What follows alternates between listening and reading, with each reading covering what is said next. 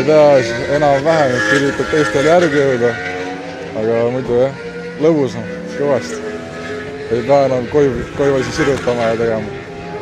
Täna on vist mingi 5. kord, suhteliselt vähe. No tunnetus on parem aega edenud.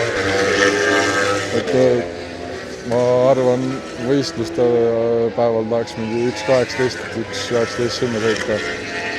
Praegu on siuke 1.20, aga no võistluse ajal on kõik sekundi võrra kiirem.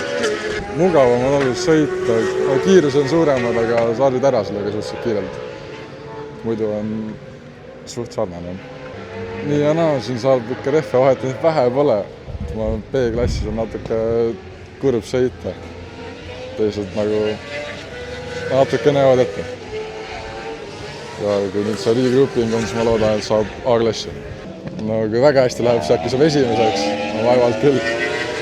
Ma olen õnnelik, kui ma keskel sõidan. Esimene võistlus, närv on sees.